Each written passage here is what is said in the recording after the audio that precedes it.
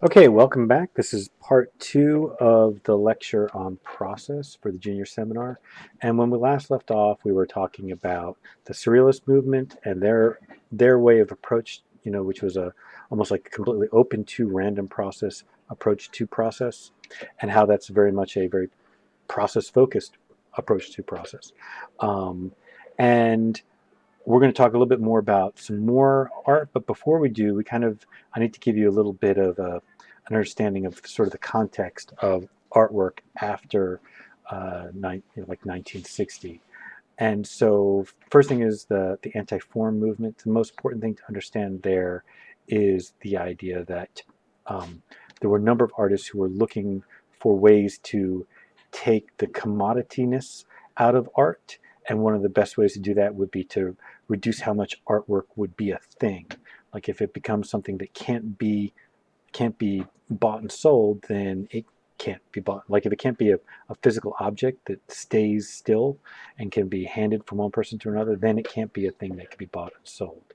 And then this related to the post minimalism movement, which basically just means a movement of artists who are, very much coming out of the period of minimalism, but and making very kind of sculpture, very much influenced by a lot of the aesthetics of minimalism, but looking to kind of like open up the possibilities.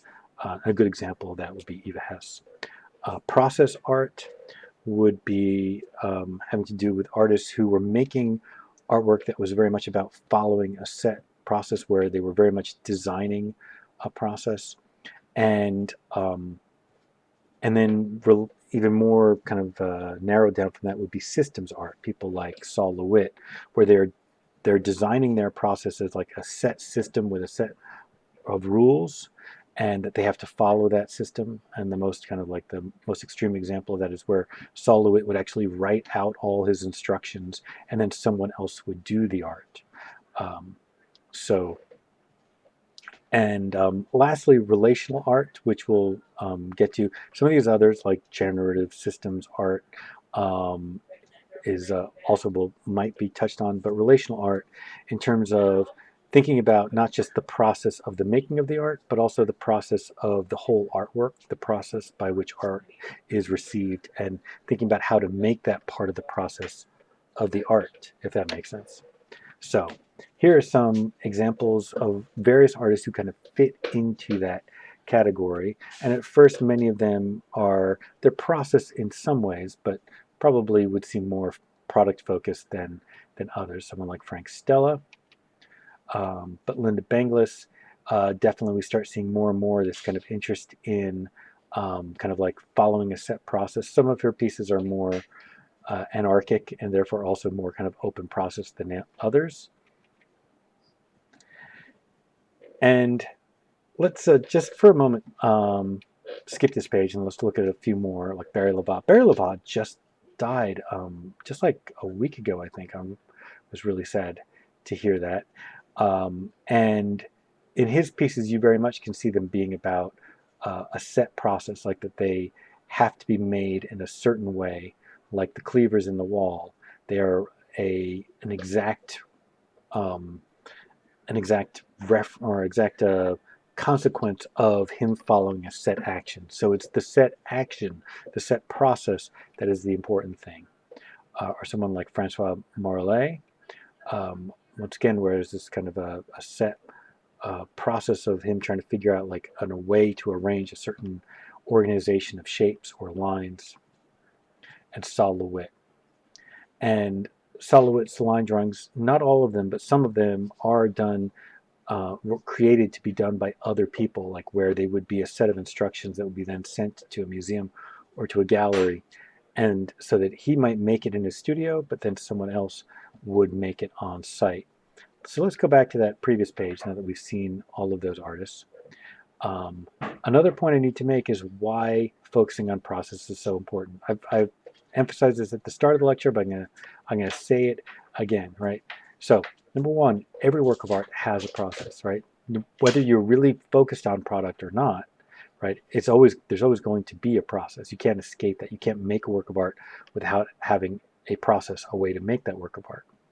Um, and that I find that many artists can improve by both improve the quality of their work, improve their quality control, improve the efficiency by which they make their work by taking time to think about their process, to think about why they follow the process they do.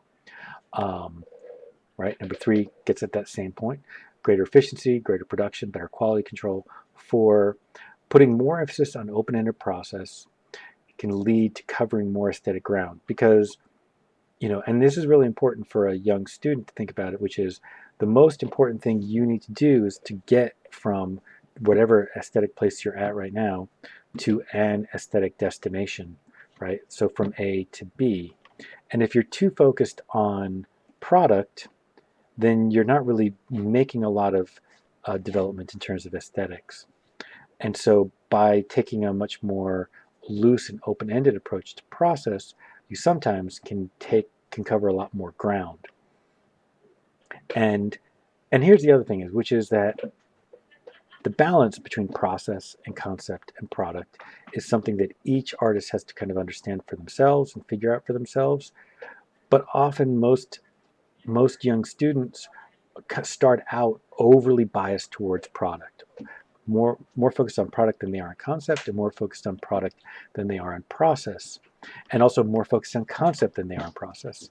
And so the most important thing is for someone to rethink all of that. And the best way to do that is to first put more focus on process, since that's the thing that most people short shift, right? Put the least attention to by focusing on process to begin with. It helps you to rethink the balance between those things. So there you go.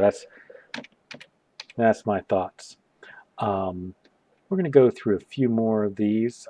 So here we have examples of artists doing more cybernetic and more kind of like technology based. Some of them are actual computer pieces.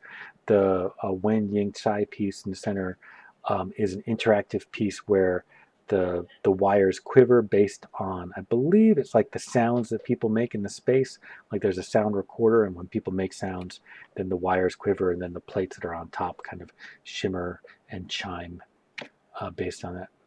So, relational art, which we talked about in the middle of the lecture, Hans Haack is a really great example of that, where, especially in the 70s and the early 80s, he made a lot of pieces that were very much about trying to pull apart how the art world worked and tried to get people to think about how their their participation in the art world was itself a process, and to make everyone very kind of self-conscious of that process.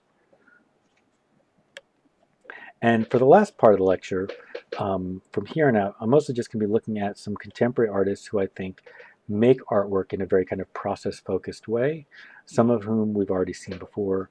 And we're starting with Terry Winters, who's one of my favorite artists. We've already seen some of his grids of drawings and grids of prints, but I also really love his large-scale paintings like this one. And, um, and that will pretty much take us to the end of the lecture. And unfortunately, we don't have enough time to do it on this one video, so it'll be a third video for that. All right, I will see you next.